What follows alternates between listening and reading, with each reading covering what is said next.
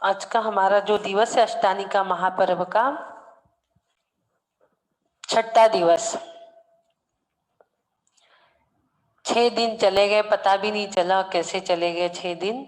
2 दिन और दूरी है हमारी अष्टानिका महापर्व को समापन में। देखिए आपके सामने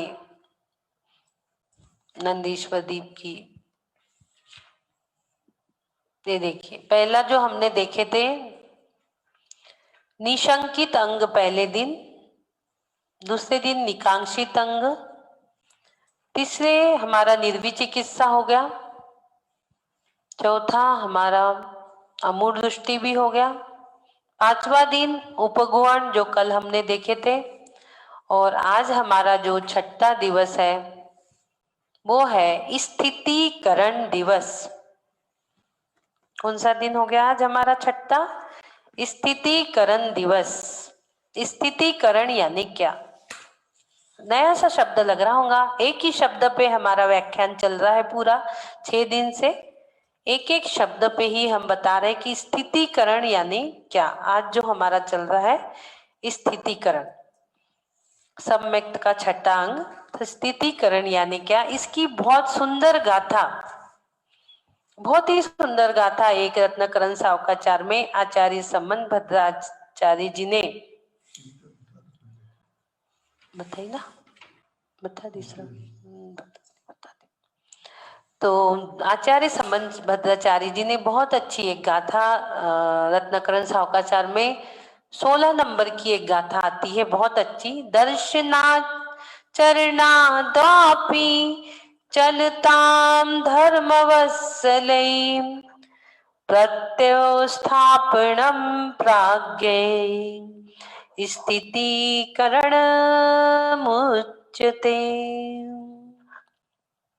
तब यहाँ क्या कह रहा है कि कोई पुरुष पहले सम्यक दर्शन सहित श्रद्धानी था।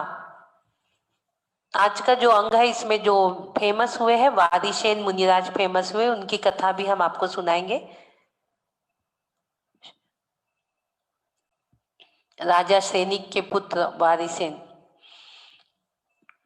तो कोई पुरुष पहले सम्यक दर्शन सहित श्रद्धानी था, व्रत संयम नियम सहित चारित्र धारक भी था। पश्चात उसको क्या हुआ, किसी प्रबल कसाय के उदय से बोलो या असाता कर्म के उदय से, खोटी संगति से, रोग की उसको तीव्र वेदना हो गई, दरिद्रता से या मिथ्या उपदेश से। 5 प्रकार की बातें हैं वो, दरिद्रता से बोलो या मिथ्या उपदेश से बोलो या खोटी संगति से बोलो या रोग की तीव्रता से बोलो या ईर्ष्या की बहुलता से बोलो या दरिद्रता से बोलो, मिथ्या दृष्टि मंत्र तंत्र आदि चमत्कार देखकर उसका जो सत्य श्रद्धान था वो अपने आचरण से क्या हो गया, चलायमान हो गया। जो उसका सच्चा श्रद्धान था थोड़ा सा डगमगा गया, वो क्या हो गया, थोड़ा सा चलायमान हो गया, थोड़ा विचलित हो गया। वो धर्म वात्सल्य है, ऐसा धर्मात्मा प्रवीण पुरुष थोड़ा सा डिगमगा गया अपने उससे। तो हमें क्या करना चाहिए, हमें क्या करना चाहिए? ऐसे हमने देख लिए कि ऐसा वो हो चुका है वो पुरुष, तो उसका हमें स्थितीकरण करना चाहिए। हमें क्या करना चाहिए, उसका स्थितीकरण करना चाहिए। उसे ही स्थितीकरण कहते हैं। जो अपने धर्म से च्युत हो रहा है उसे उसकी धर्म के च्युत होने की जो संभावना हमें दिख रही है कि वो किस चीज से च्युत हो रहा है, उस चीज को देखो, उसे समझाओ। और कैसे समझाओ? अकेले में समझाओ उसको। वो ही स्थितीकरण अंग है।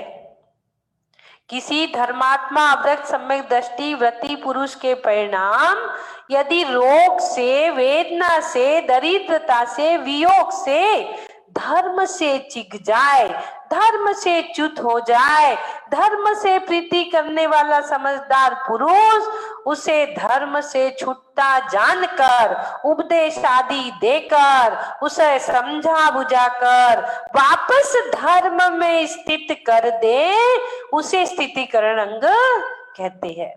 कोई अपने धर्म से च्युत हो रहा है तो उसको वापस धर्म में लगा दो, एन केन प्रकार कैसे भी उसको समझा दो, जो धर्मात्मा पुरुष है उनके पास ले जाके या स्वयं भी। हे धर्म के इच्छुक धर्मानुरागी सुनो, सभी आप धर्मानुरागी बैठे हो आज, सुबह सुबह उठ के जिनवानी सुनने के भाव और इतनी देर बैठना 3-3 घंटे, वो अति भव्य जीव है जो आगम में मात्र 3 भाव या 8 भाव में ही मोक्ष की प्राप्ति करने वाले हैं। कभी न कभी किसी भाव में हम सभी ने, जितने लोग यहाँ जुड़े हुए हैं आज 300-400, कभी न कभी हमने ऐसे ही साथ में पुण्य बंद किया था, जो आज साथ में हम वापस जिनवानी एक साथ सुन रहे हैं। और ये मत समझिए कि ये सुन के व्यर्थ जाने वाली है।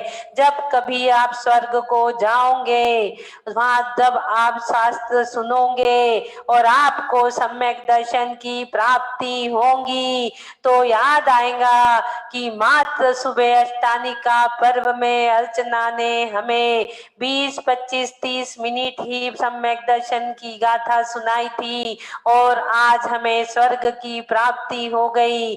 सिमंदर भगवान के मुख से भी, सिमंदर भगवान के मुख से भी, सिमंदर भगवान के मुख से भी क्या सम्यक दर्शन की चर्चा सुनने मिल रही है। वहां तो हमने मात्र आधा घंटे सुनी थी, यहाँ 24 घंटे मिल रही है।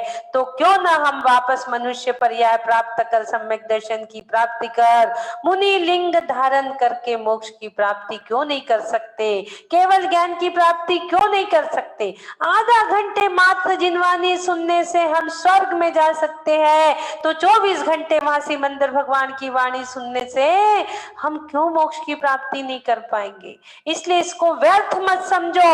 आने वाले मात्र 3 भाव या ज्यादा से ज्यादा 7-8 भाव में ही ये जितने भी भव्य जीव जिनवानी सुनने के भाव जिनके हो रहे हैं, वो निश्चित ही मोक्ष की प्राप्ति करने वाले हैं। सुबह का समय भविष्य निर्माण का, इतने कामों का, इतना व्यस्ततम समय में यदि आज कोई जिनवानी सुन रहा है तो इससे बड़ा भाग्यशाली कोई नहीं, मैं तो कहूंगी। अपने कर्णांजलि को धन्य कर रहे हैं हम सभी, हमारे कानों को धन्य कर रहे हैं हम ये जिनवानी सुनकर। और ये मनुष्य भाव जिसमें हमें इतना उत्तम कुल प्राप्त हुआ, इंद्रियों की शक्ति प्राप्त हुई, हमें निरोगी काया प्राप्त हुई, संत समागम मिला, जैन कुल मिला, साधर्मियों की सत्संगति मिली, मंदिर मिला, निरोगी काया मिली, क्षयोपशम ज्ञान मिला, इंद्रियों की पूर्णता मिली। सबसे बड़ी बात, निरोगी काया पहला सुख, 16 सुख में पहला सुख कहते हैं निरोगी काया। हमें निरोगी काया मिली, और क्या चाहिए।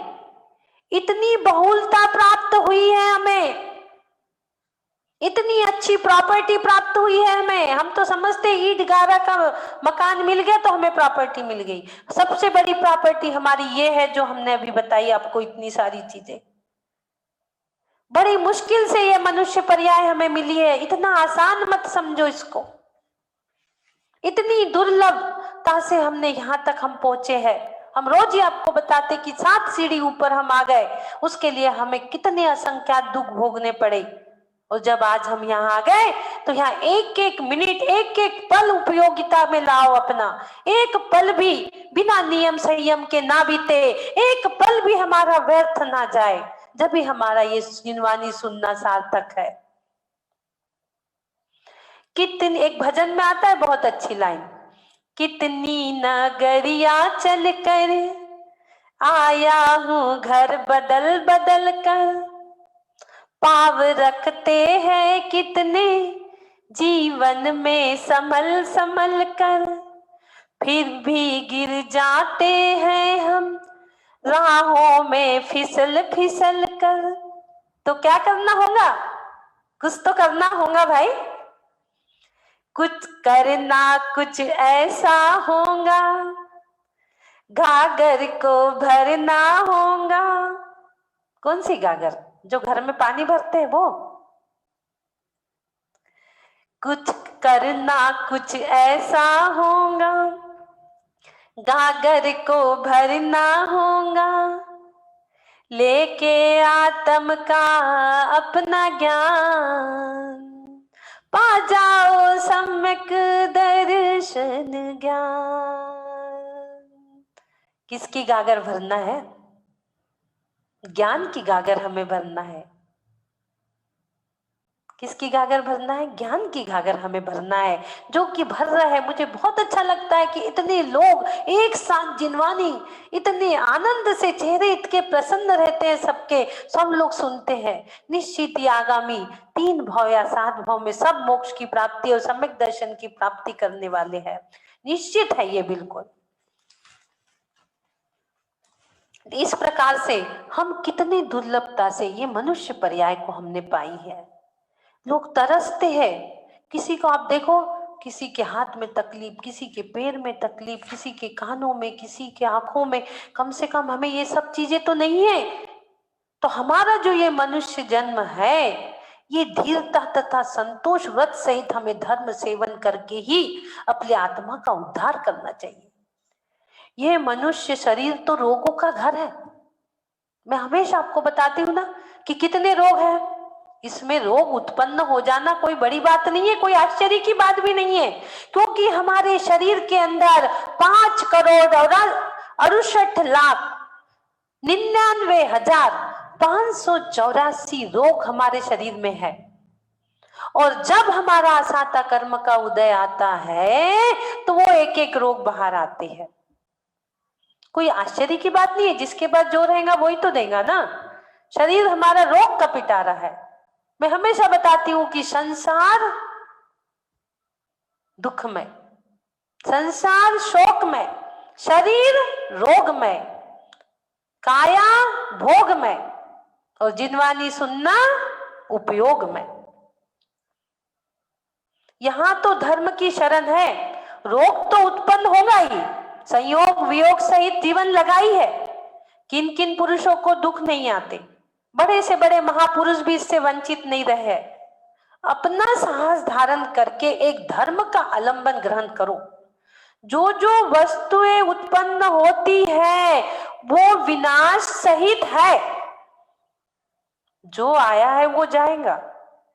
जहां संयोग है वहां वियोग है। जो भी चीज हमें मिली है, जो भी उत्पन्न हुई है, वो विनाश तो होंगी। विनाश को प्राप्त तो होंगी ही।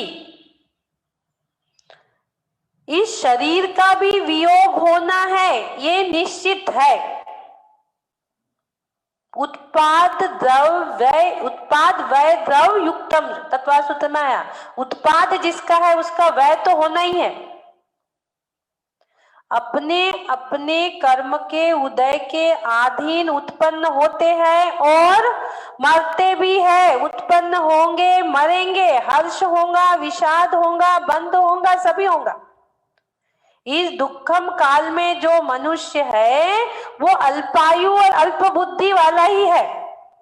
और ये सब पता था आचार्य धनसेन जी को कि पंचम काल में आने वाला जीव अल्प बुद्धि वाला होगा, अल्प आयु वाला होगा और उन्हें मोक्ष मार्ग की राह कौन बताएगा? एक अंग पूर्वक के ज्ञाता आचार्य धनसेन जी थे। उन्होंने अपना ज्ञान, अपनी अल्प बुद्धि, उन्होंने अपना अल्प आयु जानकर अपने ज्ञान किसी को देना चाहा और महिमा नगरी से 2 मुनिराज को मिला बुलाकर पुष्पदंत और भूतबली स्वामी की परीक्षा कर उनको अपना ज्ञान दिया। और पुष्पदंत और भूतबली ने प्रथम ग्रंथ सठखंडागम की रचना की, प्रथम मंगलाचरण नमोकार मंत्र से।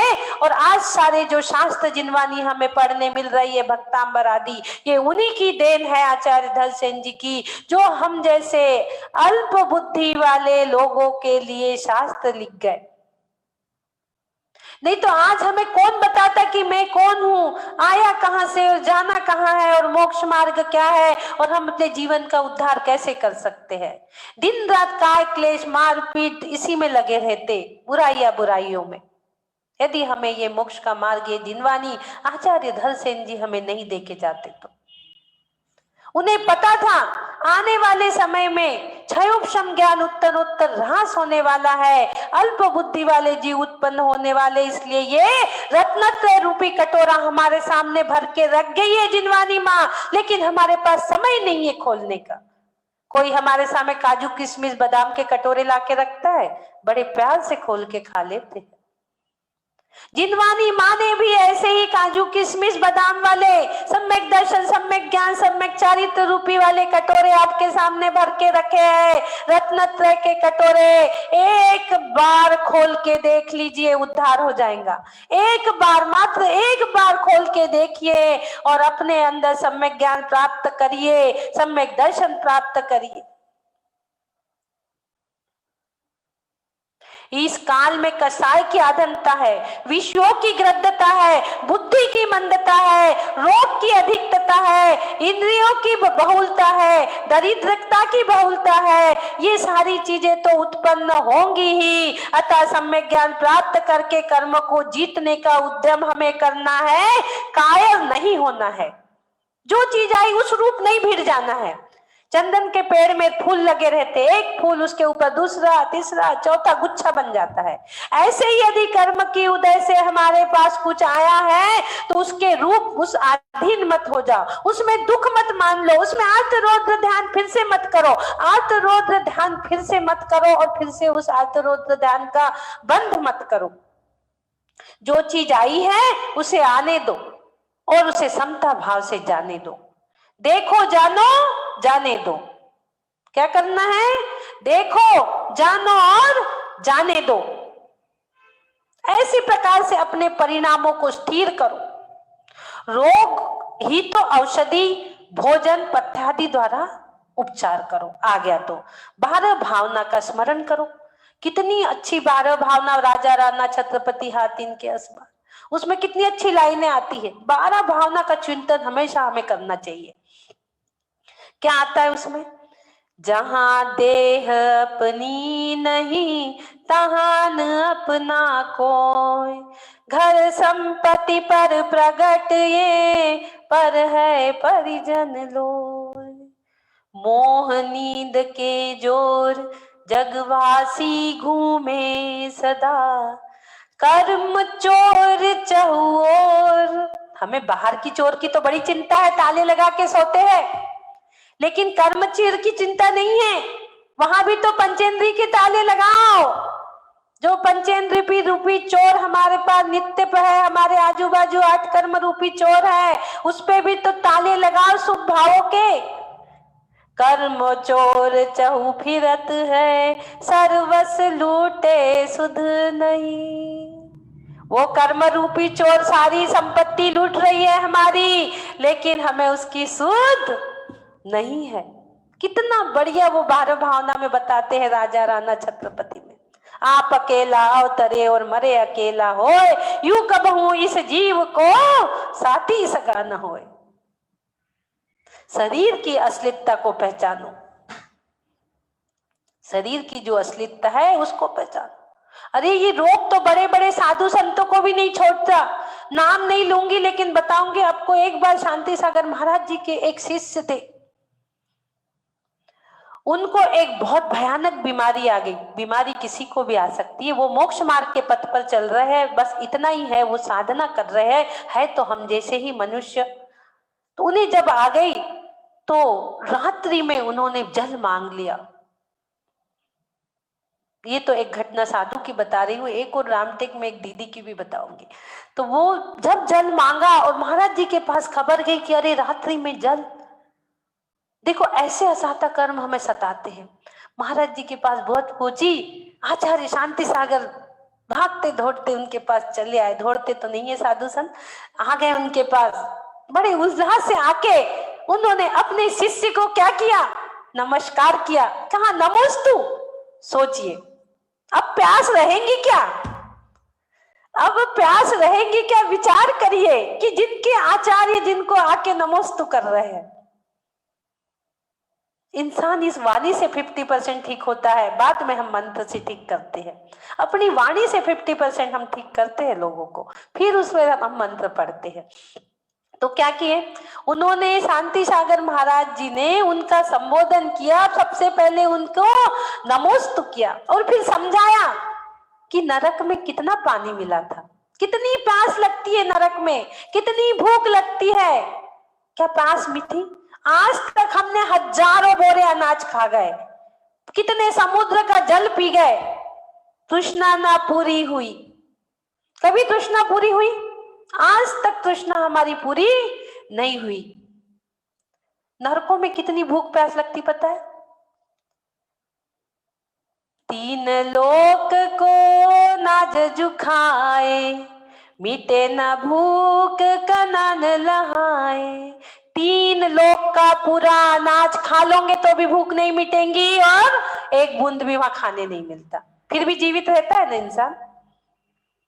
तो पानी प्यास कितनी लगती है? सिंधु नीर ते प्यासन जाए, तो पन एक ना बूंद लहाए। सिंधु नीर सागरों का पानी पी लोगे तो भी प्यास नहीं जाएंगी, इतनी तो प्यास लगती है और एक बूंद भी पानी वहां पीने नहीं मिलता, फिर भी इंसान वहां जीवित रहता है नरकों में। क्योंकि जो हमने 5 पाप किए हैं उसको भोगने की पूरी व्यवस्था नरक में ही है। एक एक करके भोगना पड़ेगा, लेकिन भोगना पड़ेगा, पूरी व्यवस्था वहीं पे ही है पूरी भोगने की। कर्म बड़े बलवान है, कर्म को ऐसा मत समझिए, ईमानदार भी बहुत है और बलवान भी बहुत है। रेलवे स्टेशन पे आपकी वो मशीन रखी रहती है वजन गिनने वाली, पता है? अभी तो बहुत देर से लोग 8 महीने से रेलवे स्टेशन पे गए ही नहीं, वजन भी नहीं देखे होंगे कितना है कम ज्यादा। आजकल घर घर में भी मशीन हो गई है। वो क्या मांगती है? इलेक्ट्रॉनिक मशीन, वो निर्जीव है, जीव नहीं है। क्या मांगती है? 1 का कॉइन मांगती है आपसे कि 1 रुपया डाल दो तो आपका वजन बता देंगे। आप 5 डालोगे, 2 डालोगे, 100 डालोगे, बताएंगी? नहीं बताएंगे। 1 का ही कॉइन चाहिए। वो निर्जीव पुद्गल इतनी ईमानदार कि 1 का ही कॉइन चाहिए। ऐसे ही हमारे कर्म है, ना तनिक इधर ना तनिक उधर। जैसा करे है वैसा ही वापस आने वाला है। जो जाएगा इस तन से, मन से, मुख से, वही लौट के आएगा। दीवार पे बॉल फेंकोगे, बॉल ही वापस आएंगी, बूंदी के लड्डू वापस आने वाले नहीं है। तो हम जैसा करते हैं वो ही वापस आता है। हमें किसी को दोष नहीं देना है, इसने किया कि उसने किया। बहुत बलवान, कर्म बहुत बलवान। एक भजन बहुत अच्छा, एक लाइन याद आ रही थी, कर्म बड़े बलवान उदय आवत है, ताको मेटन की नहीं किसी में ताकत है। कर्मों को मेटने की ताकत है? नहीं है। कर्म बड़े बलवान काहे जीव पिछाड़ी, कर्मों का दल संग जावत है। काहे जीव पिछाड़ी, कर्मों का दल संग जावत है। ताको मेटन की नहीं किसी की ताकत है, कर्म बड़े बलवान। इस प्रकार से आचार्य शांति सागर जी ने संबोधन किया। जो ही संबोधन किया तो क्या हो गया? यही स्थितिकरण है, यही स्थितिकरण अंग है। संबोधन किया और उनको अपने जगह स्थित किया। एक बार एक दीदी को बहुत प्यास लगी, बहुत प्यास लगी। रामटेक में हमारे सामने की घटना है। आचार्य गुरुवर के पास गए, हमने कहा दीदी को बहुत प्यास लग रही, बहुत प्यास में तड़प रहे। आचार्य जी ने कहा सुबह 8 बजे, बस इतना आशीर्वाद भेज दिया। आचार्य जी ने कहा सुबह 8 बजे? वो कहाँ की शुदा तृषा, सब गायब। वो दीदी की लग गई धर्म की स्तुति पढ़ने, आचार्य जी का आशीर्वाद मिल गया। आशीर्वाद से ही हमारी सुधा तुषा खत्म हो जाती है। आज आदिनाथ भगवान के आशीर्वाद से हम भी 3-3 घंटे अपने सुधा तुषा को भुलाकर यहाँ पर बैठे हुए हैं। बैठे हैं कि नहीं? सुन रहे हैं जिनवानी, आराधना कर रहे हैं।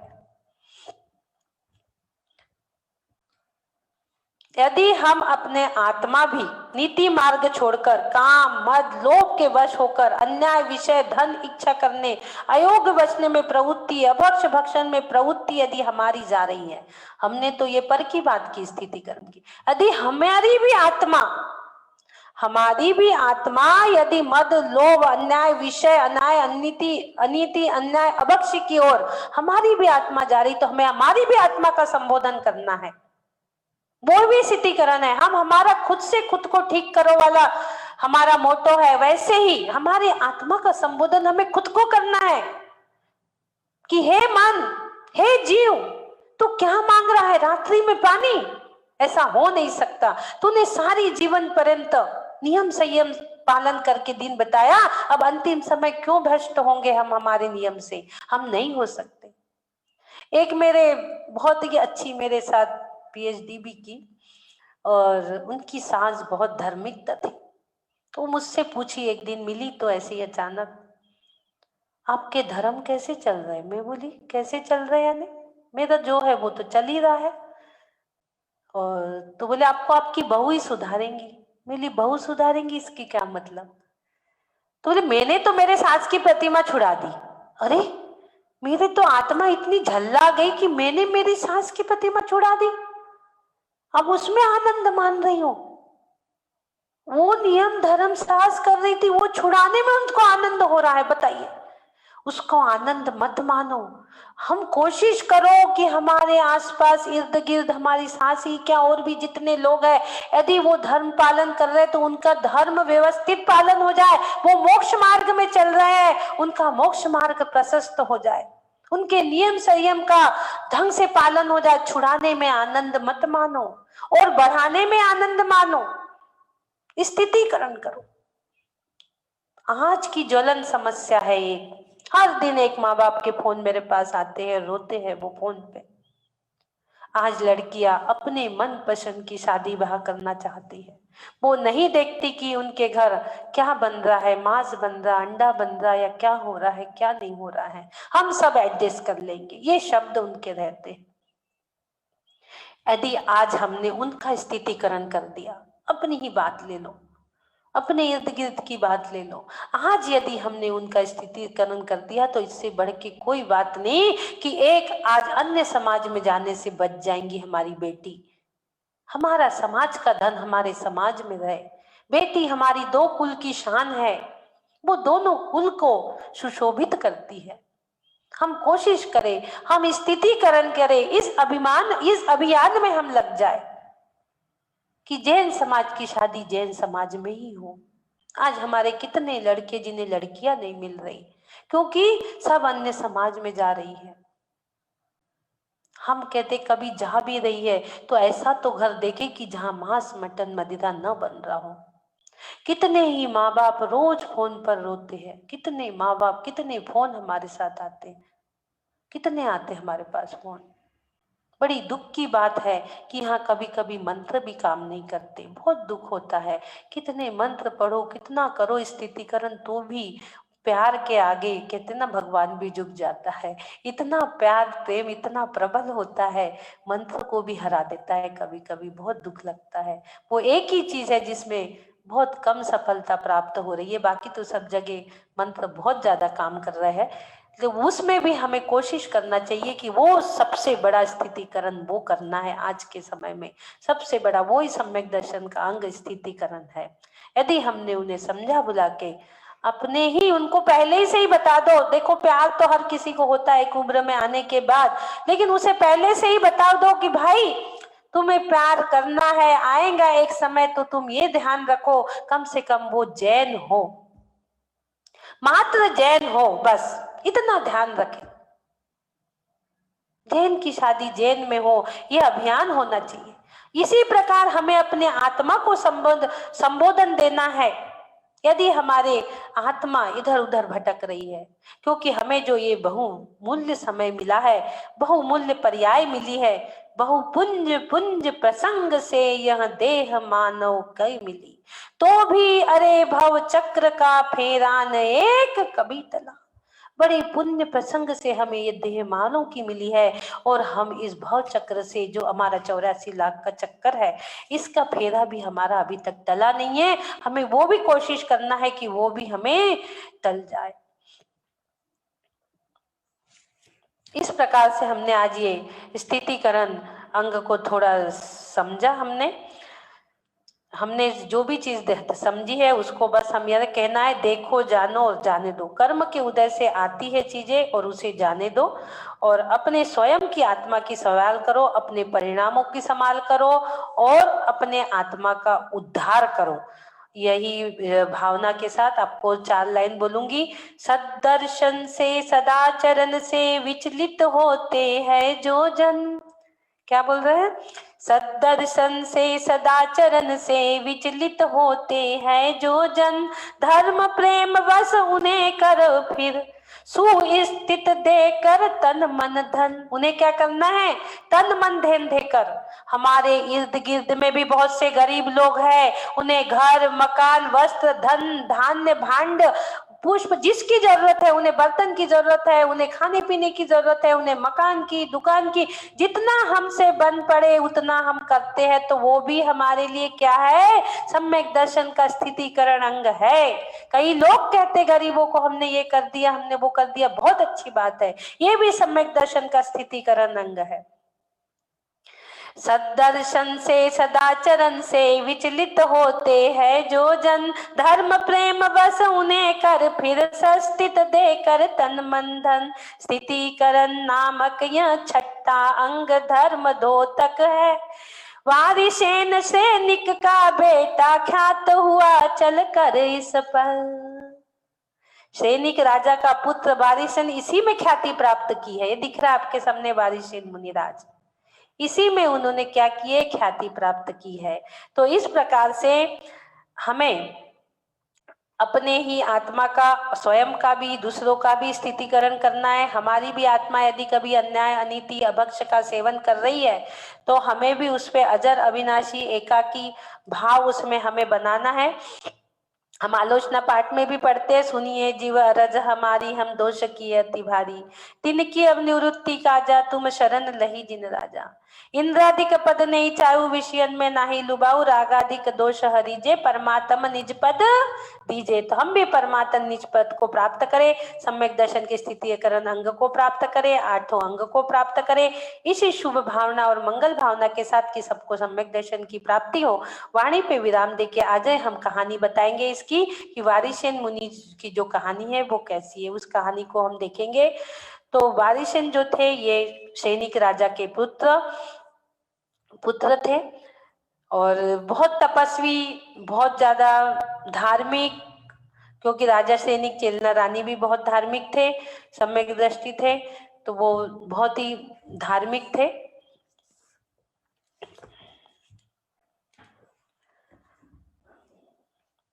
एक बार सैनिक राजा के यहाँ एक विद्युत चोर आता है, और एक विद्युत चोर आता है, वो विद्युत चोर एक हार जो था उसने किसी मतलब राजा के गले में देख लिया था। एक राजा के गले में विद्युत चोर ने हार देख लिया, और वो हार उसको चुराने की इच्छा हुई। एक राजा के यहाँ गया, और वो विद्युत चोर ने बड़ी सफाई से वो राजा के गले से वो हार चुरा लिया एक बार विद्युत चोर ने।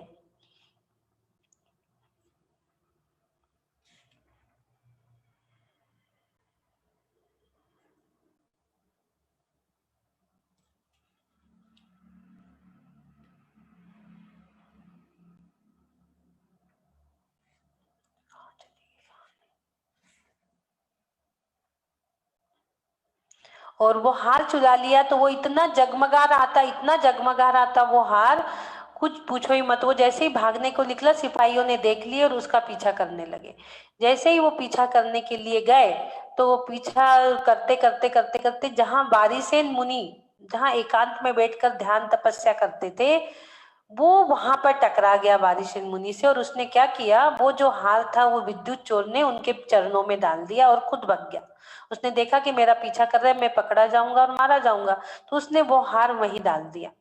अब वो वारिसेन मुनिराज के पास हार मिला, सिपाहियों ने देखे ये हार यहाँ पड़ा है, तो भूत भला बुरा उनको बोलने लगे कि भाई तुम तो बहुत वो करते हो, तपस्या त्याग ढोंग रचा रहे हो क्या, हार चोर के भाग रहे हो।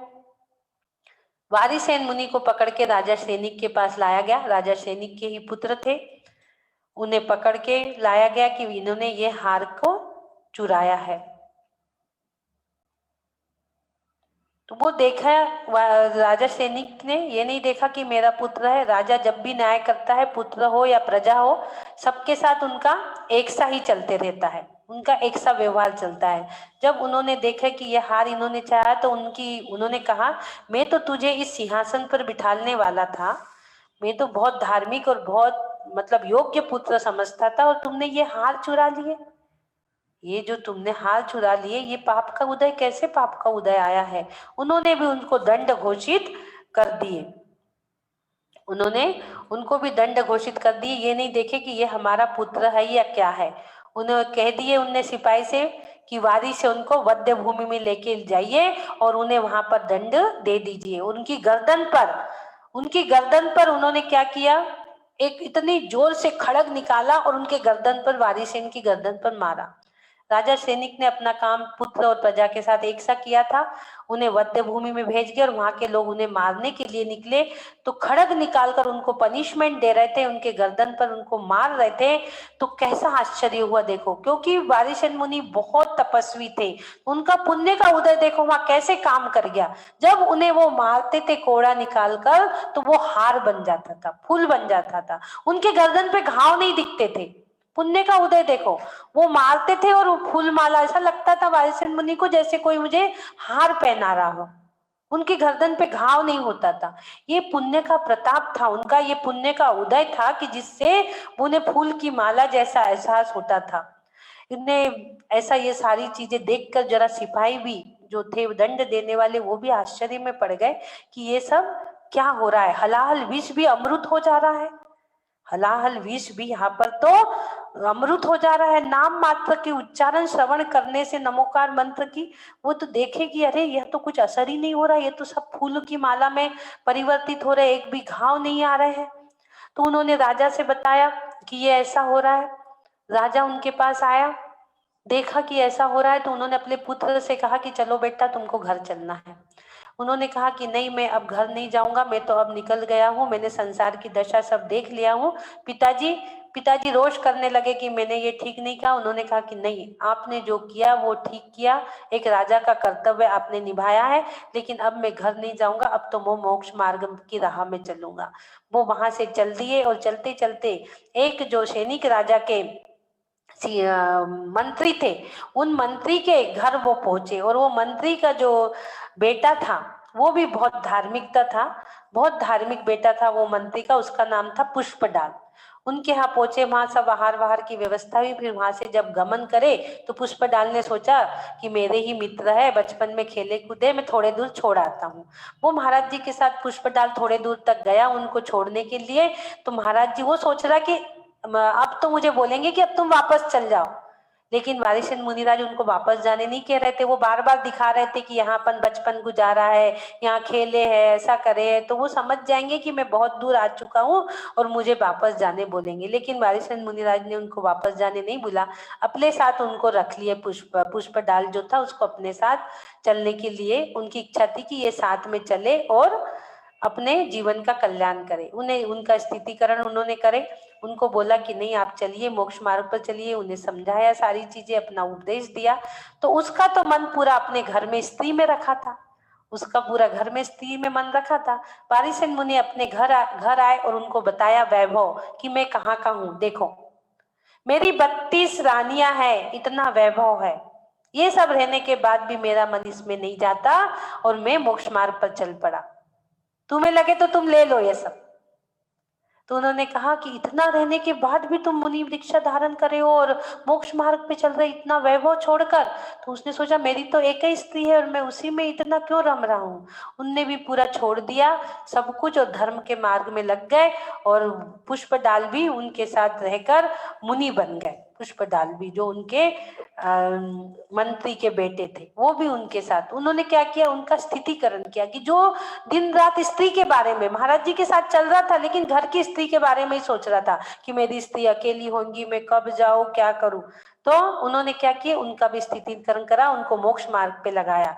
तो यही स्थितिकरण होता है। और क्या है इसमें, बहुत अच्छी 4 लाइन बताऊं। ये मित्र चल मेरे साथ मोक्ष में, क्या बोल रहा है, ये मित्र चल मेरे साथ मोक्ष में, छोड़ प्रभाव को झुंझ आनंद में। छोड़ सब प्रभाव को और कहा झुंझ, अपने आत्मा के आनंद में। छोड़ प्रभाव को झुंझ आनंद में, हमें जाना है मोक्ष में। कहाँ जाना है, हमें जाना है मोक्ष में, सुख के धाम में। चल मेरे भाई, चल मेरे भाई अब तू मैं साथ में। चल मेरे भाई अब तू मैं साथ में। इस प्रकार से उनने स्थितिकरण करा और पुष्पडाल को भी मोक्ष मार्ग में लगाया। इस प्रकार से हमें स्थितिकरण करना रहता है तो जीवन सुधर जाता है। तो आज हमने स्थितिकरण की ये कहानी भी सुनी। आगे हम चलेंगे, नंदीश्वर यात्रा की ओर चलेंगे। आज हम थोड़ा सा लेट चल रहे हैं, सुबह ही लेट हो गया था आज हमको 15 मिनट। तो नंदीश्वर द्वीप की यात्रा की ओर चलेंगे। सभी लोग यात्रा चलने के लिए एकदम रेडी, तैयार हो जाइए। चारों प्रकार के आहारों का त्याग कर दीजिए। फिर से हमारा 1 घंटे का समय तो निकल गया है, आगे के समय में और त्याग कर दीजिए और चलिए हम नंदीश्वर द्वीप की यात्रा की ओर चलेंगे। हम वहां नहीं जा सकते, इसलिए हमने यही हमारे स्क्रीन पर स्थापना की है सभी लोगों के लिए। नंदीश्वर द्वीप की स्थापना हमने यहीं पर कर ली है। तो चलिए चलते हैं। एक हमारी आज की जो मंत्र जाप है, 5 दिन तक हमने 5 मंत्र जाप दिए हैं। आज हम 6ठा दिन है, तो 6ठे दिन की जाप भी हम दे देते हैं। 6ठे दिन की जाप हम लोग देंगे। सभी लोग आराम से बैठ जाइए।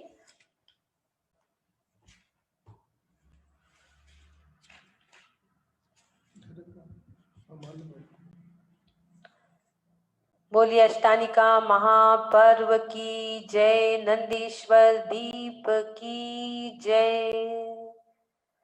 ओम ह्रीं सर्ग सोपान संगाय नमः। ओम ह्रीं सर्ग सोपान संगाय नमः। ओम ह्रीं सर्ग सोपान संगाय नमः। ओम ह्रीं सर्ग सोपान संगाय नमः। ओम ह्रीं सर्ग सोपान संगाय नमः। ओम ह्रीं सर्ग सोपान संगाय नमः। ओम ह्रीं सर्ग सोपान संगाय नमः। ओम ह्रीं सर्ग सोपान संगाय नमः। ओम ह्रीं सर्ग सोपान संगाय नमः। बोलिए नंदीश्वर दीप की जय। ओम ह्रीं श्रीं नंदीश्वर दीपस्थ दीप पंचजिनालय जिन्मो नमा नमा नमा। सोचिए, विचारिए, चिंतन करिए कि वो नंदीश्वर दीप, वो अष्टानी का पर्व, वो महापर्व कैसे मनाते हैं। नंदीश्वर दीप की रचना कैसी है, सोचिए, विचार करिए, चिंतन करिए। हम 2.5 दीप के आगे हम जा नहीं सकते मनुष्य। वहां देव लोग जाते हैं, वहां की प्रतिमा कैसी है, वहां की भक्ति कैसी है, वहां के अकृत्रिम जिन चैत्यालय कैसे है। सोचिए, विचारिए, चिंतन करिए। जम्बूद्वीप जो है, ये हमारे थाली का आकार का है। उसके बाद 2.5 दीप के बाद जो भी द्वीप समुद्र, एक लैंड एक समुद्र, एक लैंड एक समुद्र आता है, वो कैसा है, दुगना दुगना विस्तार वाला है। वो दुगना दुगना विस्तार वाला है। वो चूड़ी के आकार का है।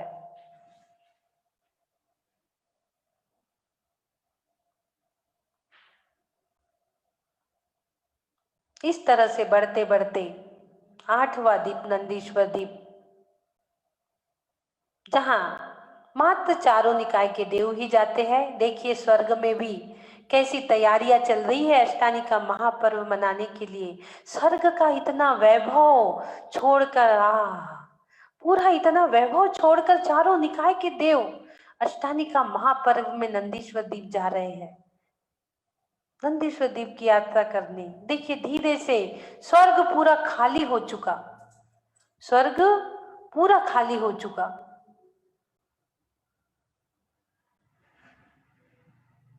देखिए कितने भक्ति भाव से, कितने आह्लादित, कितनी हृदय में उमंगे तरंगे, कितनी तरंगे है। देखिए कितना भक्ति भाव लेके चारों निकाय के देव जा रहे हैं।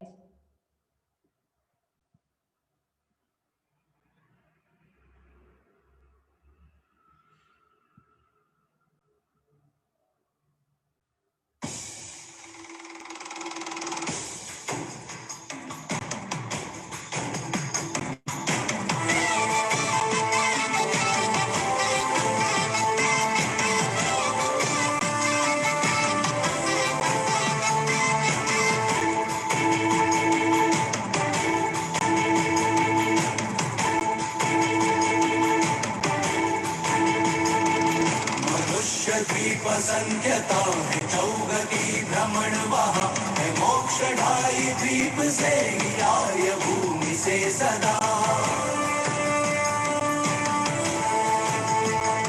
हरिहंत जन्मते जहाँ वो पंद्र कर्म भूमिया असीम सी खुशी वहाँ है धर्म साधना वहाँ।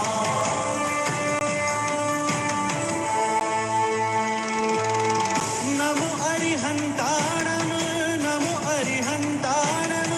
पुरुषों में सिंह सम लोक में उत्तम चरण अंगूठे ये मेरु कंपाए। सिंहासन डोलता है इंद्र का भी होते जब प्रभु के कल्याणक।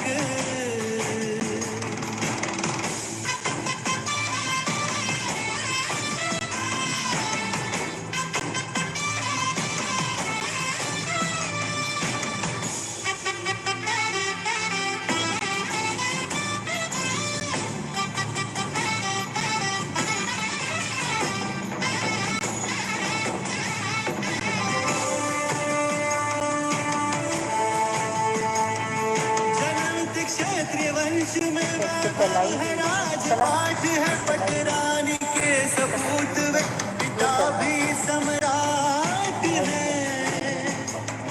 मेरु शिखर पे इंद्र 64 मनाते स्नात्र है अतुल्य बल भुजाओं में लक्षण सहस्त्र 8 है। श्वेत वर्ण रक्त है धन सुगंध युक्त है प्रस्वेद मूत्र मल नहीं आहार भी अदृश्य है।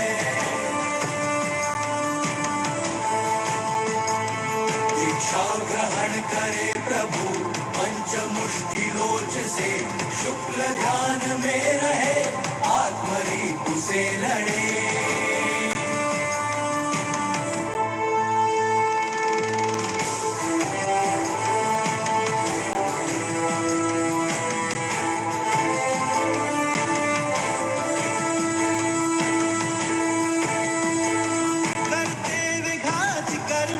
कैवल्य का सूरज उगे योजन भूमि में देवता त्रिगण समव शरण रचे। पूर्व से प्रवेश कर प्रभु प्रदक्षिणा करे नमोतिथस्य बोल कर पूर्वाभिमुख विराजते। बालकंस राग में अर्धमागधी भाष में चौमुखी देशना दे 12 परिषदा सुने।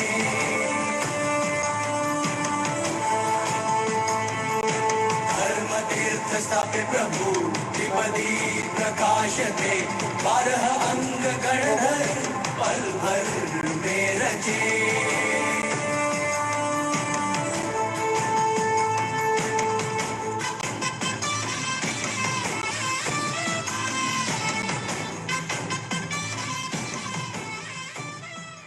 किसी भी देखिए 8वां द्वीप नंदीश्वर द्वीप 7 समुद्र 7 द्वीप पार करके पहुंच चुके हैं पूरे देवगण। देखिए कल्पना से भावों से देखिए पूरे देवगण पहुंच चुके हैं नंदीश्वर द्वीप। कितने उल्लास से नाचते गाते हुए, और वहां का एरिया 163 करोड़ 84 लाख योगन का विस्तार वाला 163 कोटि योजन महा लाख 84 एक दिश मेला, आठमो दीप नंदीश्वरम भास्वरम भौन भावन प्रतिमा नमो सुख करन। वहां पहुंच चुके हैं। वहां अंजनगिरी पर्वत जो कि काला पर्वत है, चारों दिशाओं में चार, और सभी देवलोग अपनी अपनी स्थान वहां ग्रहण करने जा रहे हैं। चारों दिशाओं में, पूर्व दिशा में कल्पवासी देव, दक्षिण दिशा में भवनवासी देव, पश्चिम दिशा में वेंतर देव और उत्तर दिशा में ज्योतिषी देव, चारों प्रकार के देव अपना अपना स्थान ग्रहण करने के लिए वहां पर चले गए, पहुंच गए। और चारों दिशाओं में, ये बीच में आप देख रहे हैं, 4 अंजनगिरी पर्वत है। चारों अंजनगिरी पर्वत काले कलर के, और उसके ऊपर अकृत्रिम एक एक जिन चैत्यालय। 4 दिशि 4 अंजनगिरी राजही, सहस 84 एक दिश छाजही, ढोल सम गोल ऊपर तले सुंदरम। ढोल के समान गोल सुंदर, वाह क्या बढ़िया अंजनगिरी पर्वत। और अब उसके अंदर हम प्रवेश कर रहे हैं। ओम जय जय जय निस्सही निस्सही निस्सही निस्सही बोलते बोलते अंदर जब प्रवेश करे हैं तो क्या है, 108 प्रतिमाएं। और वो कैसी, देखिए, 500 धनुष की काया वाली पद्मासन प्रतिमा, रत्न जड़ित प्रतिमा,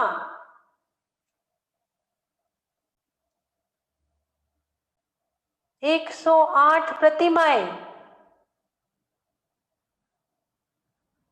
और अब वहां पर देख के ही जिसे सम्यक दर्शन की प्राप्ति हो जाती है, ऐसी रत्न जड़ित अकृत्रिम सेल्फ मेड, कोई किसी ने कुछ वहां बनाया नहीं है वो मंदिर आदि, ऐसी प्रतिमाएं, अकृत्रिम जिन चैत्यालय, 108 प्रतिमाओं के दर्शन,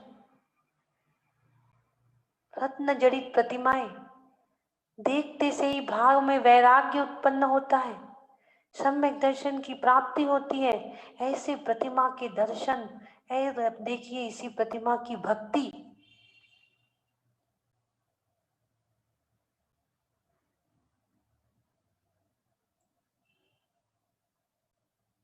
देखिए, दर्शन करिए। दर्शनम देव देवस्य दर्शनम पापनाशनम, करिए दर्शन। दर्शनम मोक्ष साधनम,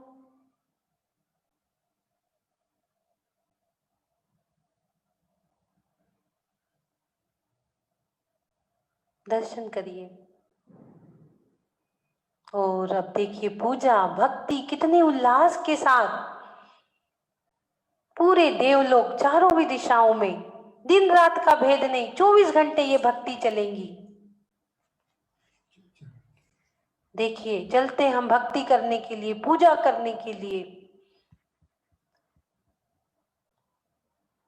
अंजनगिरी पर्वत, काले पर्वत के अंदर 108 प्रतिमाओं की पूजा भक्ति, भक्ति के भावों को लिए अपने ही मन में, आज मैं आई हूँ प्रभु तेरी शरण में, स्वीकारो स्वीकारो। देखिए कैसी भक्ति कर रहे हैं।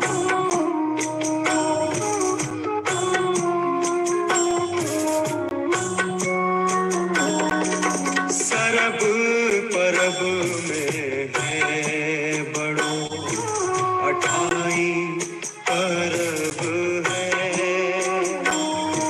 नंदीश्वर सुर जाई ले वसुधरब, हमें सकती सोनाही इहाँ कर स्थापना, पूजे जिन ग्रह प्रति हित आपना। ॐ ह्रीं श्रीनन्देश्वर द्वीपे द्विपञ्चाशजनालयस्थ जिनप्रतिमा समूह अत्र अवतर सौषट आह्वानं जय हो जय हो जय हो। अत्र तिष्ठ तिष्ठ स्थापनं जय हो जय हो जय हो। अत्र मम सन्निधो भव भव सत्सन्निधिकरणं जय हो जय हो जय हो। जन्म जरा मृत्यु विनाशनाय जलम निर्पामिति स्वाहा। संसारताप विनाशनाय चंदनम निर्पामिति स्वाहा। अक्षपद प्राप्ताय अक्षताम निर्पामिति स्वाहा। क्षुधा रोग विनाशनाय कामवाम विनाशनाय पुष्पम निर्पामिति स्वाहा।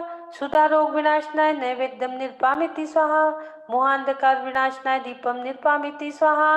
अष्टकर्म दहनाय धूपम निर्पामिति स्वाहा। मोक्ष फल प्राप्ताय फलम निर्पामिति स्वाहा। ओम ह्रीं नंदीश्वर दीपे द्विपञ्चाशजनालयस्थ जिन प्रतिमभ्यो अनर्घ प्राप्ताय अर्घम निर्पामिति स्वाहा। और अब देखिए चारों दिशाओं में एक एक चार दिशी चार शुभ बावरी। एक एक लाख जो जन अमल जल भरी। चौदिशी चार वन लाख जो जन भरन। चारों दिशाओं में चार शुभ बावरी है और एक एक लाख योजन उसमें निर्मल जल भरा हुआ है। अंजनगिरी पर्वत के चारों ओर देखिए आप, एक एक बावरी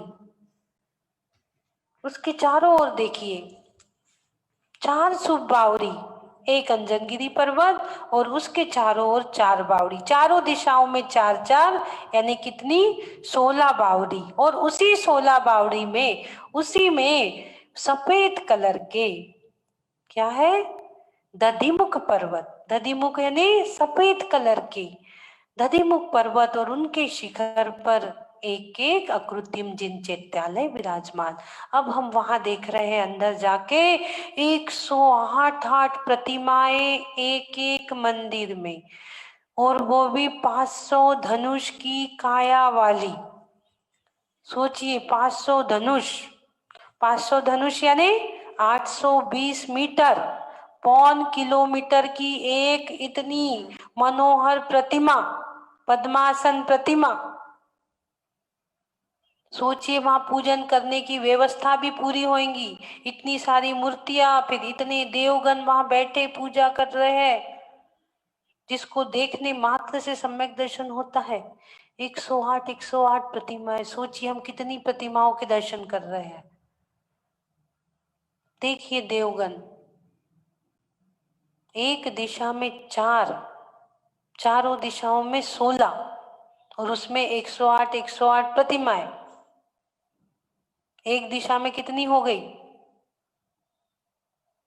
432। एक दिशा में, पूरब में, पश्चिम में, उत्तर में, दक्षिण में, एक एक दिशाओं में 432 प्रतिमा एक एक दिशा में, जिनकी हम दर्शन कर रहे पद्मासन। और वहां भी हम बड़े भाव से पूजा भक्ति हम वहां भी कर रहे हैं, बड़े भाव से पूजा भक्ति कर रहे हैं। 16 पिन मदी सोलगिरी दधि मुखम सहस दस महाजो जन लखत ही सुखम बावरी कोन दो माही दो रति करम।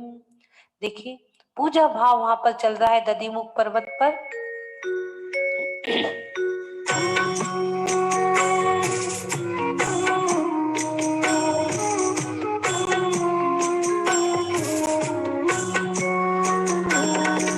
सरब परब में है बड़ो 28 परब है। नंदीश्वर सुर जाई ले वसुधरब। हमें सकती सोनाही यहाँ कर थापना। पूजे जिन ग्रह प्रतिमा है हित आपुना। ॐ ह्रीं श्रीनन्द। देखिए यहाँ भी पूजा चल रही है, कितनी भक्ति भाव उल्लास से। हाथों में हो एक प्याला, वीर की भक्ति वाला, मस्त हो जाए पी के प्राण, हो जाए सम्यक दर्शन ज्ञान। वीर की भक्ति वाला प्याला हाथ में है, सम्यक दर्शन ज्ञान हो रहा है। अब देखिए हम आगे चलते हैं, उसके ही जो चार चार बावड़ियां थी उसके दो दो कोनों में क्या है, लाल कलर के रतिकर दो दो पर्वत है। वो बावड़ी जो थी चार चार, उनके एक बावड़ी के दो दो कोनों में दो दो रतिकर पर्वत, यानी कितने हो गए, चार बावड़ी में दो दो यानी 8, एक दिशा में 8 रतिकर। और कितने कौन से कलर के थे वो थे लाल कलर के। और उसका एरिया कितना था, 1000 हाइट, 1000 योजन की हाइट वाला था। और अब जो 8 हमें पर्वत मिले, वो 8 पर्वत पर एक एक अकृत्रिम जिनचैत्यालय है, लाल कलर के पर्वत और उस पे अकृत्रिम चैत्यालय। अब वहां पर देखिए कैसी भक्ति चल रही है। देखिए चारों दिशाओं के मिलाकर कितने हो गए, 32 अकृत्रिम जिनचैत्यालय हो गए। और 108 प्रतिमा हो गई। 108 इंटू 4 प्लस 16 20 और 32 ये 52 पुंजधर बोलते हैं ना हम। तो 52 चैत्यालय में 108 प्रतिमा इंटू 52 इंटू 108 कितनी हो गई, 5616 प्रतिमाओं के दर्शन हम कर रहे हैं। 16वां पिन मदि 16 गिरी दधि मुखम, सहस 10 महाजोजन लखत ही सुखम, बावरी कोन दो माही दो रति करम, शैल 32 एक सहस जोजन कहे, 400 ले मिले सर्व 52 लहे, एक एक शीस पर एक एक जिन मंदिरम, बिंब 8 100 रतन मही सोही, देव देवी सरब नयन मन मोही, 5 से धनुष तन पद्म आसन परन, लाख नख मुख नयन श्याम अरु श्वेत है, श्याम रंग बोह सिर केस छवि देत है, वचन बोल तमन सो हसत कालुष भरन, कोटि शशि भानु दुति तेज छिप जात है। क्या हो रहा है, कोटि कोटि सूर्य का तेज भी उसके आगे फीके पड़ जाते हैं। ऐसे प्रतिमा के दर्शन हम कर रहे हैं। करिए, दर्शन करिए, देखते ही जिससे हमें सम्यक दर्शन की प्राप्ति हो जाए। ऐसी महान रत्न जड़ित हसमुख शांत सहज सरल प्रतिमा को देखिए। निरखो अंग अंग जिनवर के, जिनसे झलके शांति अपार, निरखो अंग अंग जिनवर के, जिनसे झलके शांति अपार, कोटि शशुभानि दुति तेज छिप जात है, महावैराग परिणाम ठहरात है। जो देखोगे वही पाओगे। वैराग्य की मूर्ति देख रहे तो परिणाम भी वैराग्य हो गए। वयन नहीं कहे लखी होत सम्यक धरम, भोन 52 प्रतिमा नमो सुख करम। ओम ह्रीम श्री नंदीश्वर दीप पूर्व पश्चिम उत्तर दक्षिण दीप पंच जिनालय, जिन प्रतिमों सभी लोग महाअर्घ पूर्ण अर्घ चढ़ा रहे हैं। अनर्घ पद प्राप्त पूर्ण अर्घम निर्पामिति स्वाहा। हाथ में पुष्प ले लेंगे। नंदीश्वर सिन जिन धाम, प्रतिमा महिमा को कहे, ध्यानत लीनो नाम, यही भक्ति शिव सुख करे। पुष्पांजलि छिपे मी, पुष्प सब क्षेपण कर दीजिए और देखिए उन प्रतिमाओं को, वो भक्ति को देखिए। अपने मन में भी वो भक्ति उल्लासित हो रही। दिन रात का भेद नहीं, अखंड भक्ति 8 दिन तक 6-6 घंटे में स्थान बदल बदल कर पूरे 52 पुंज धरो वसुदिन प्रतिमा अभिधाम, नंदीश्वर श्री जिंदाम। पूरे 52 मंदिरों में इतने सारे देव स्वर्ग का पूरा वैभव छोड़कर भक्ति में लग गए हैं। 24 घंटे भक्ति चल रही है, अखंड भक्ति।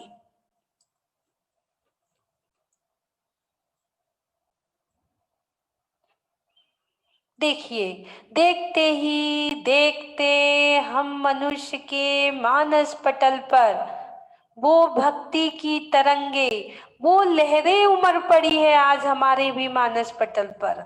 देखिए, वो भक्ति की तरंगे, हमारा हृदय आनंदित गार्डन गार्डन हो गया। हमारे पैर नहीं रुक रहे, हमारे पैर थिरकने लगे, हमारे हाथ नहीं रुक रहे, वो हाथ दर्शन को, चवर ढोरने को उठ चुके। हम चवर ढोर रहे, दर्शन कर रहे, पूजा कर रहे। हमारा मन भी इतना आह्लादित हो चुका है भक्ति से, बिल्कुल भर चुका है भक्ति से। और हम खड़े होकर, बैठकर, नाचकर, जैसे बन रहा है उठकर, कितनी भक्ति कर रहे हैं। देखिए, कितनी भक्ति हम कर रहे हैं आज।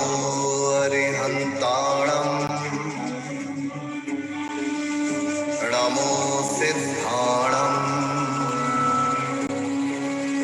नमो वायरियाणं नमो वच्छायाणं नमो लोय सप्पसाहुणम् एसो पंचणमुक्कारो सप्पपावप्पणासनो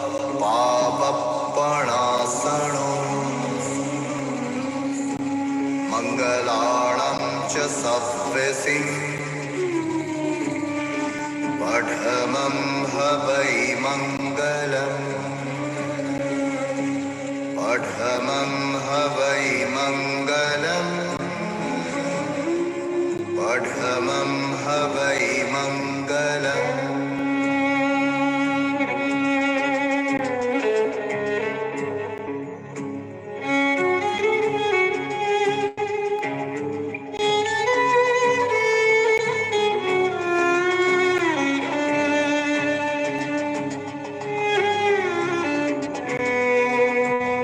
अहिंसा धर्म की जयकारा,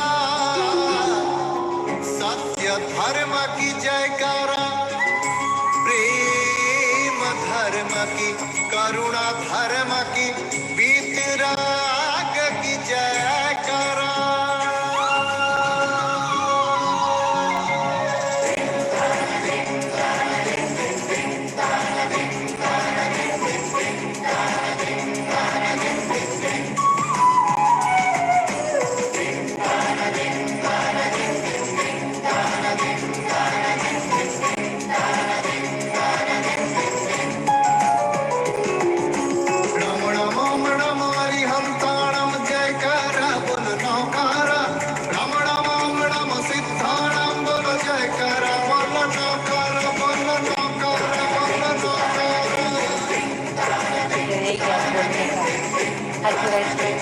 फिट हो रहा था,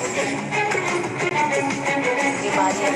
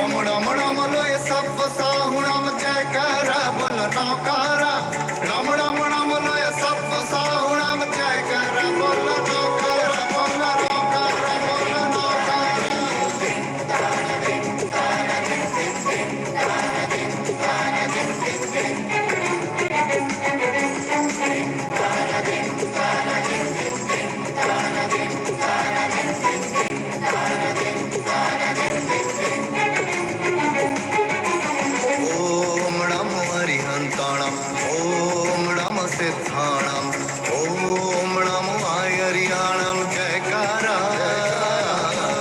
ॐ नमो वज्रायाणं नमो लोय सप्तसाहोणं जयकारा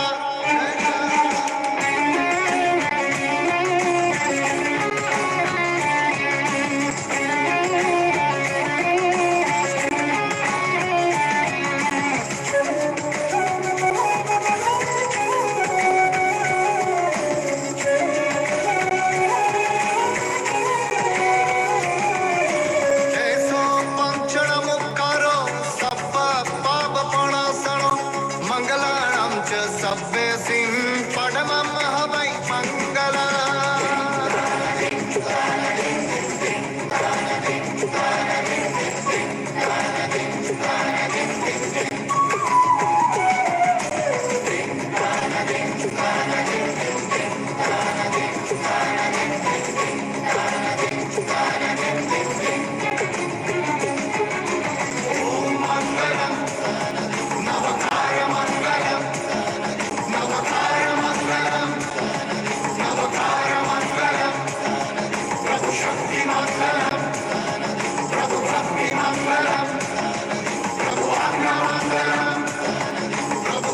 मंगलम अग्न मंगलम स्तुति मंगलम आशीष मंगलम मंगल मंगल मंगल मंगल मंगल मंगल मंगल प्रभु मंगल मंगल मंगल मंगल मंगल मंगल मंगल प्रभु मंगल प्रभु मंगल प्रभु मंगल प्रभु मंगल प्रभु मंगल प्रभु मंगल प्रभु मंगल प्रभु मंगल प्रभु मंगल प्रभु मंगल प्रभु मंगल प्रभु मंगल प्रभु मंगल प्रभु मंगल प्रभु मंगल प्रभु मंगल प्रभु मंगल मंगल मंगल मंगल मंगल मंगल मंगल प्रभु मंगल मंगल मंगल मंगल मंगल मंगल मंगल प्रभु मंगल मंगल मंगल मंगल मंगल मंगल मंगल प्रभु मंगल मंगल मंगल मंगल मंगल मंगल मंगल अत्र मंगलम्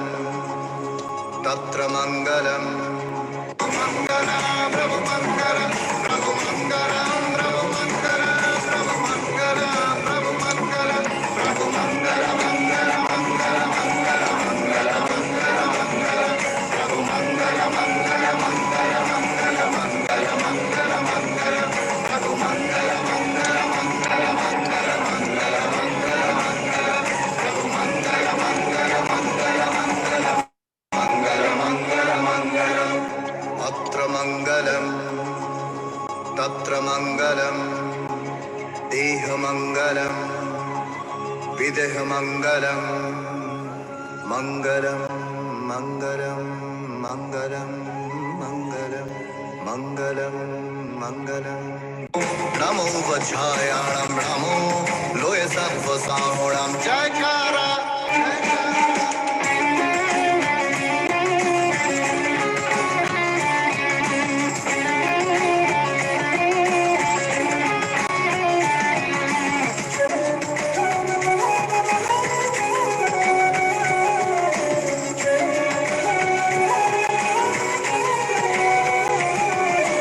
जैसो पंचणमुक्कारो सप्प पापपणासनो मङ्गलाणां च सव्येसिं पडमं हवै मङ्गला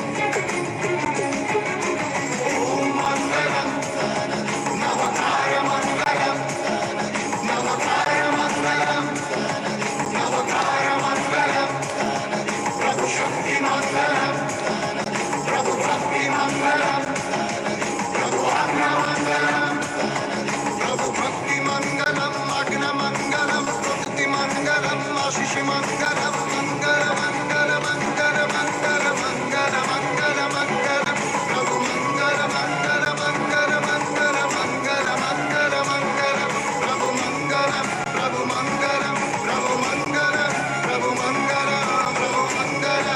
मंगल प्रभु मंगल प्रभु मंगल प्रभु मंगल प्रभु मंगल प्रभु मंगल प्रभु मंगल प्रभु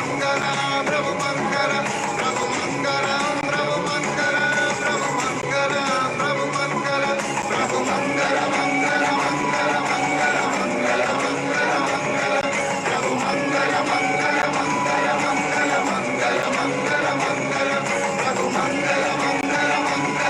मंगल मंगल मंगल प्रभु मंगल मंगल मंगल मंगल मंगल मंगल मंगल प्रभु मंगल मंगल मंगल मंगल मंगल मंगल मंगल अत्र मंगलम तत्र मंगलम देह मंगलम विदेह मंगलम मंगलम मंगलम मंगलम मंगलम मंगलम मंगलम मंगलम मंगलम। चलिए, बहुत बढ़िया।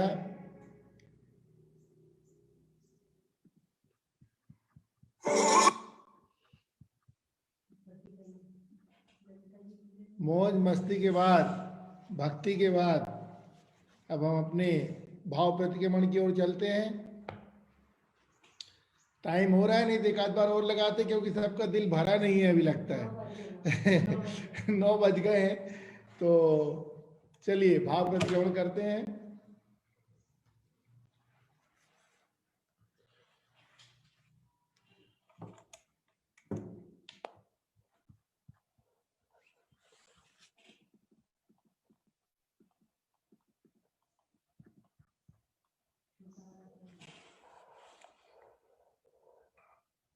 हे अनंत प्रभु, मेरे द्वारा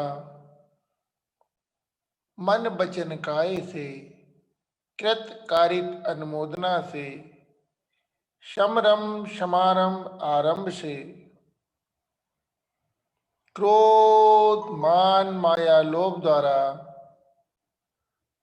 प्रमाद इत्यादि विभावों द्वारा इस भाव में या पूर्व भाव में सच्चे देव शास्त्र गुरु की अभिनय हुई हो, व्रतों में अतिक्रम व्यतिक्रम अतिचार अनाचार का दोष लगाया हो, एक इंद्रिय से लेके 5 इंद्रिय तक किसी भी जीव की हिंसा हुई हो, विराधना हुई हो, दिन में या रात में लगाए गए सभी दोषों के लिए मैं मन वचन काय से पश्चाताप करता हूँ, क्षमा मांगता हूँ, क्षमा मांगता हूँ।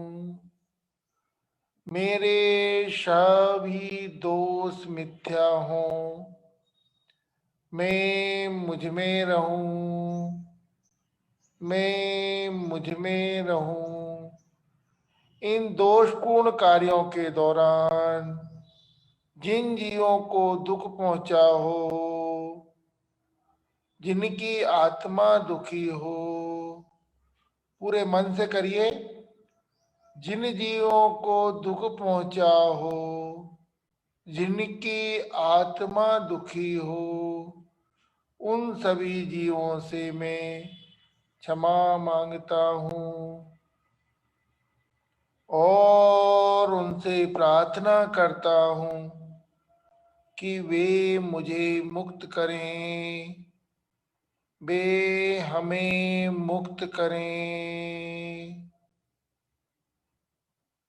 क्योंकि हम समझ चुके हैं कि हमें जो भी परेशानियां आ रही हैं वे उन्हीं जीवों के द्वारा उत्पन्न की जा रही हैं या उन्हीं निगेटिव कर्माज का उदय में आ रहे हैं, जिनका बंध मैंने पहले किया था।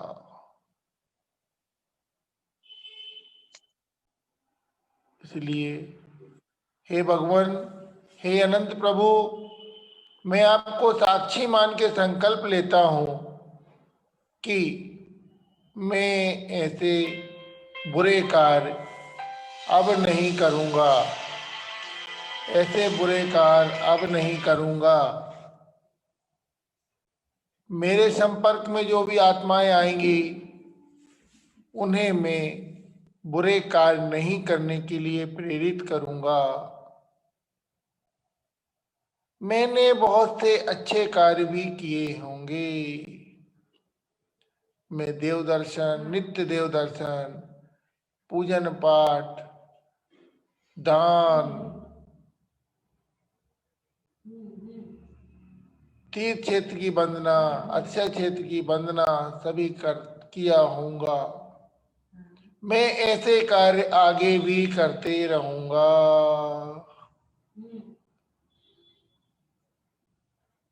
जब जब मौका मिलेगा तब तब करूंगा।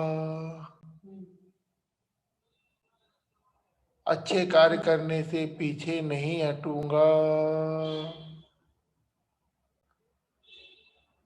हे भगवान, मुझे इतनी शक्ति दो कि हम आध्यात्मिक रूप से, मानसिक रूप से, शारीरिक रूप से और जितना जरूरी है उतना आर्थिक रूप से स्वस्थ रहूं,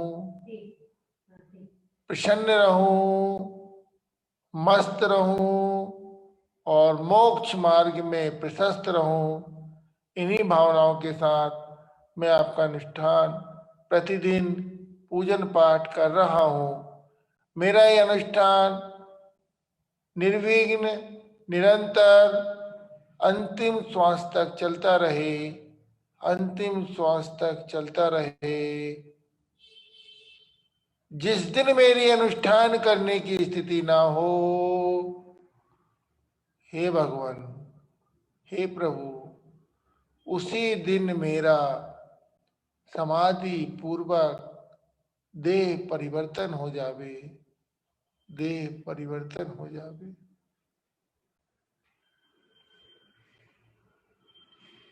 मैं स्वस्थ हूँ, मैं स्वस्थ हो रहा हूँ, मैं स्वस्थ हो चुका हूँ। स्वस्थो हम, ओम नमः आरोग्यो हम, सुरक्षितो हम। हे भगवान, आज का ये मंगल दिवस मंगल अनुष्ठान के साथ शुरुआत होने के लिए आपको कोटि कोटि नमन, कोटि कोटि नमन, कोटि नमन, कोटि नमन। सिद्धालय में जाइए, सभी सिद्ध भगवानों से एनर्जी लेके आइए। ओम नमः सिद्धेभ्य, ओम नमः सिद्धेभ्य, ओम नमः सिद्धेभ्य। सिद्ध स्वरूपो हम, कर्मातीतो हम, सिद्ध स्वरूपो हम, कर्मातीतो हम। हाथों को घर्षण करिए, पूरी बॉडी में स्पर्श करिए, धीरे से आंख खोलिए। जय जिनेन्द्र विनय भैया, जय जिनेन्द्र। बहुत ही सुंदर स्थितिकरण अंक को समझाया हमारे अर्चना जी ने। हाँ, बहुत जिस तरह से स्थितिकरण अंक को समझाया, अगर उसको हम अपने परिवार में, अपने जो दिन रात उड़ते बैठते हैं उसके अंदर में भी इस स्थितिकरण अंक का अगर हम पालन करें तो मैं सोचती हूँ कोई वाद विवाद किसी के साथ में हो ही नहीं। तो बैठ के समझाना, अलग से करना, ये सब बहुत बड़ी बात होती है, क्योंकि हम चार के बीच में किसी को डांट देते हैं तो वो और उद्दंड हो जाता है। हाँ, जिसको डांट मिलती है बिल्कुल। वो डांट उसको फायदा नहीं करती बल्कि नुकसान ही करती है। तो स्थितिकरण अंक के से जो इन्होंने समझाया, बहुत ही सुंदर तरीके से, बहुत अच्छा से समझाया। कर्म बहुत बड़े बलवान होते हैं जो पीछा नहीं छोड़ते हैं। कर्मों का धन संग ही जाता है और उसको मिटाने का जो रास्ता है वो एक ही ताकत है, वो स्पिरिचुअल। जब तक आप इसके उसमें नहीं आएंगे तब तक आपके कर्मों की क्षति नहीं हो सकती, कर्मों को मेट नहीं सकते हो। तो एक यही तरीका है कि अपने जिनवाणी माँ की शरण में बैठे हैं सुबह में और दिन भर अच्छे कार्य करते हैं, लोगों को खुशी देते हैं और खुशी लेते हैं, परिवार में सबको खुश रखते हैं, सबका ध्यान रखते हैं। यही हम लोगों के कर्मों के काटने की सरल तरीका है, स्लोली स्लोली। बाकी तो बहुत ऊपर बड़ा तरीका अर्चना जी ने बताया ही है। बहुत सुंदर अर्चना जी, बहुत सुंदर। आपने इतना बड़ा समय में बैठ के भी ऐसे नहीं लगता कि उठो। वाणी में इतना खिंचाव है आपकी वाणी में कि बहुत अच्छा लगता है। Thank you so much. बहुत बहुत साधुवाद आपको, सुनने वालों को, सभी को, हमारे आयोजकों को, सभी को प्रणाम। Thank you so much. Thank you Lalita ji. बोलना शुरू करो तो वो भाव वैसे बनते चले जाते हैं। वो तो जब बैठते हैं उस समय जिनवाणी को वाचन करने के लिए तो कहाँ से क्या शब्द निकल के आने लग जाता है। वो सरस्वती माँ जिनवाणी में अपने आप ही डालती रहती है। वो एनर्जी अंदर से ही आती है सही अपने आप। बात। चलिए सभी को जय श्री राम। सुबह थोड़ा सा लेट हो गया था ना आज। हाँ हाँ ठीक है, सभी को जय श्री राम।